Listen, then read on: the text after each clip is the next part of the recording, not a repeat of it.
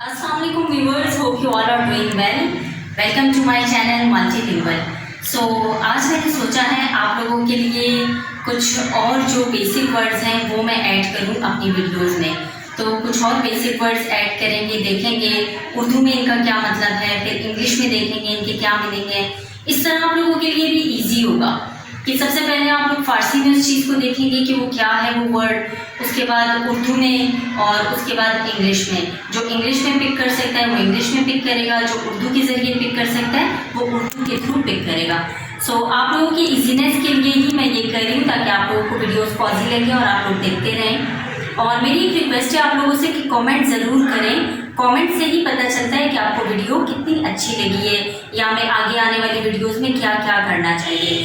सो आप लोगों के लिए और भी बहुत न्यू है, keep watching multilingual. So let's start the video. Basic words in Persian. सबसे पहला वर्ड है पर्शियन में हाउ। हाउ इसका मतलब उर्दू में है सोना।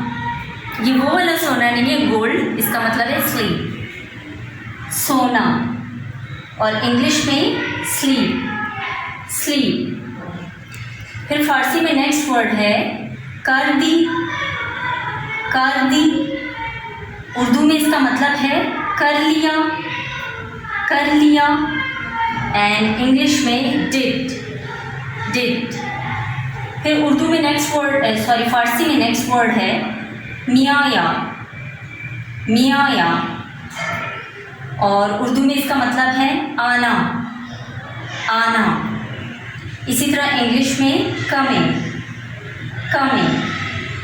फिर नेक्स्ट वर्ड है, ये भी बहुत इंटरेस्टिंग वर्ड है, बहुत प्यारा वर्ड है, बाआमाने खुदा, बाआमाने खुदा। इसे उर्दू में कहेंगे अल्लाह हाफिज़, अल्लाह हाफिज़। और इसी तरह इंग्लिश में इसके मीनिंग है गुड बाय, गुड बाय। तो कुछ और इंटरेस्टिंग वर्ड्स देखते हैं। ये वर्ड्स बहुत ज़्यादा इंटरेस्टिंग है, मैं साथ साथ आप लोगों को एक्सप्लेन भी करती जाऊंगी कि ये वर्ड्स क्या हैं। So let's begin the video.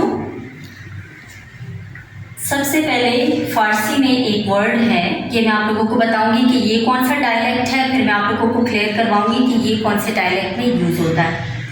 सो सबसे पहले सोहबत, सोहबत या गफ, गफ।